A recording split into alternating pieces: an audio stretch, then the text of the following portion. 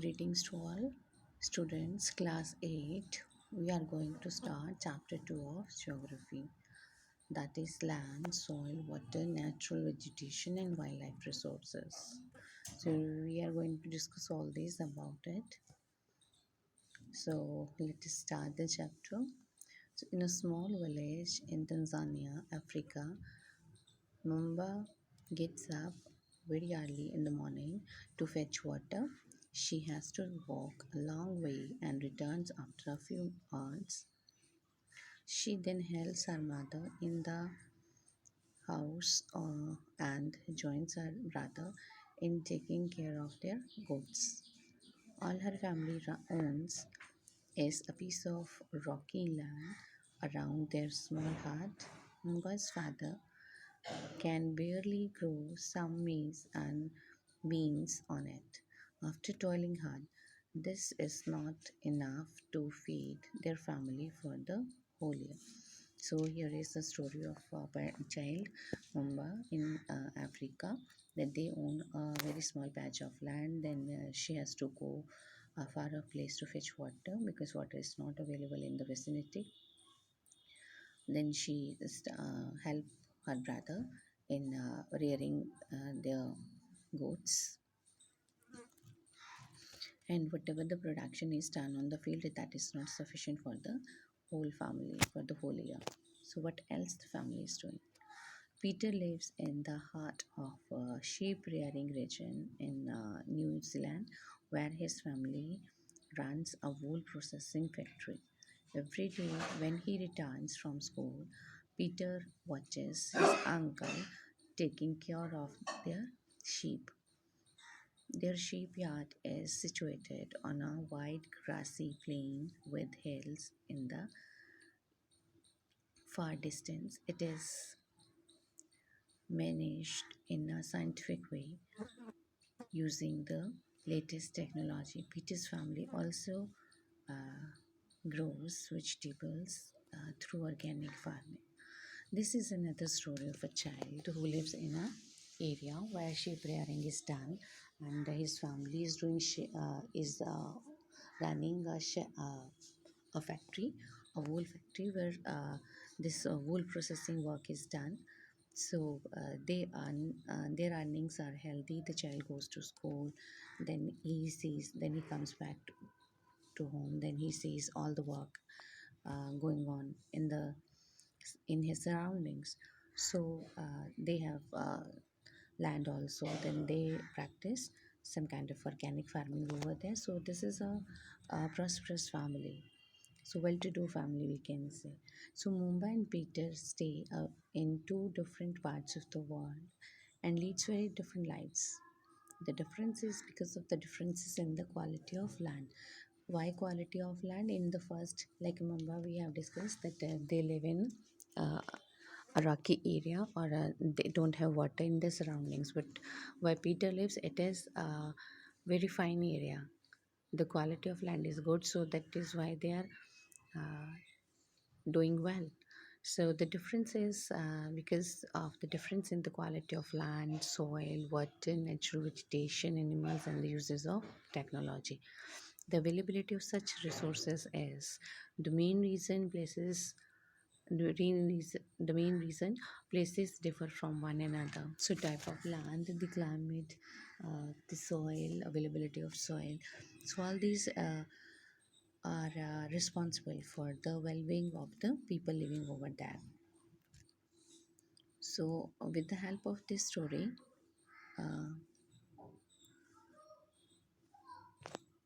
we are to discuss the different features. First, we are going to discuss land. Land is among the most important natural resources. It covers only about 30% of the total area of the earth's surface, and all parts of this small percentage are not habitable. So previously also you people have discussed that on earth there is 70% water and 30% land, and this 30% is not equally habitable. Means there are some places where more there the which are densely populated, and some places are thinly populated or sparsely populated, because very less people live over there. So there may be some other reasons. The uneven distribution of population in different parts of the world is mainly due to varied characteristics of land and climate. The rugged topography, steep slopes of the mountains, low-lying areas susceptible to water,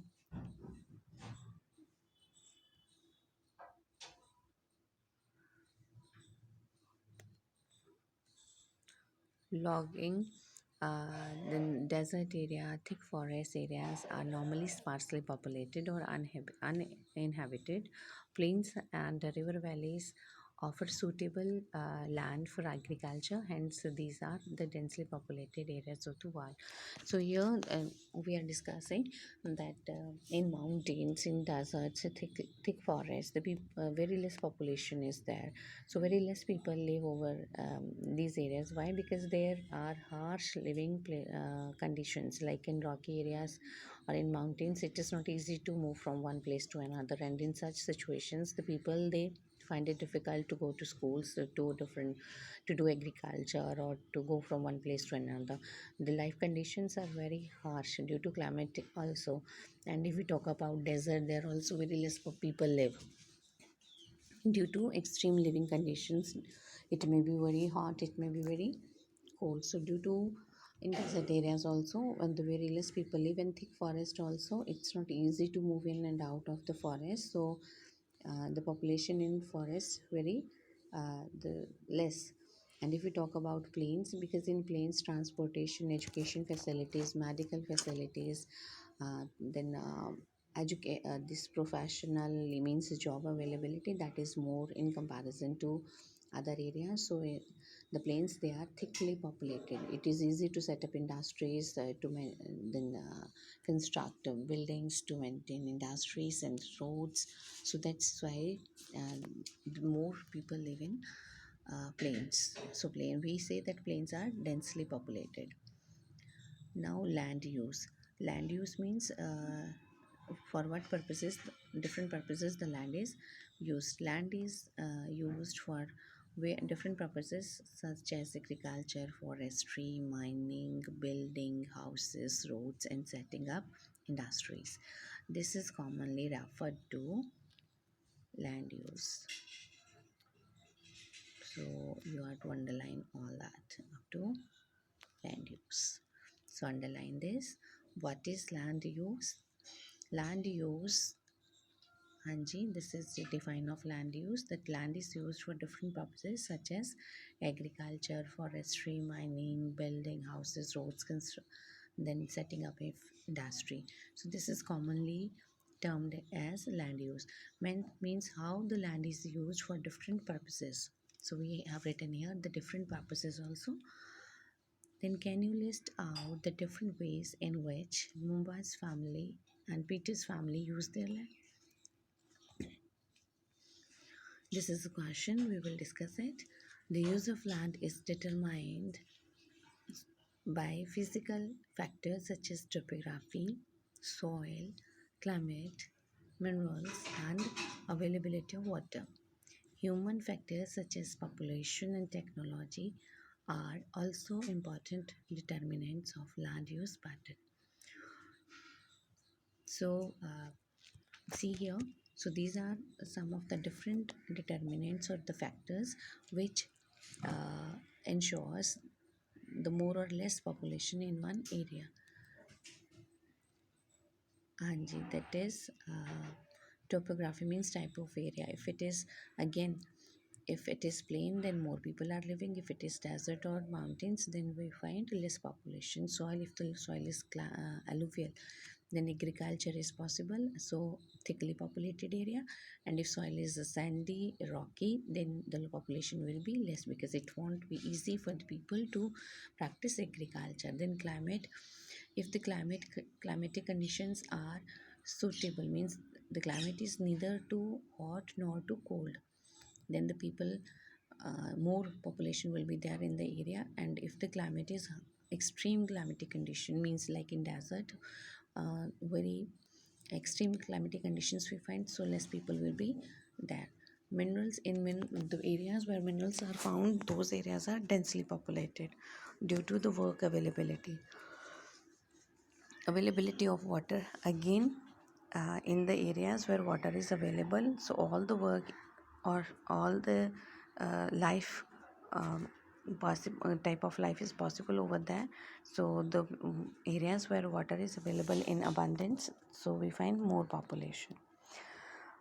And after that, human factors, population and technology. If the areas is technologically developed, then the people, they have more educational facilities, and they can get more jobs over there, so the people like to move to such areas. Beta, this is all for today, and if you have any question or query regarding this matter, you can discuss with me in the class. Have a nice day.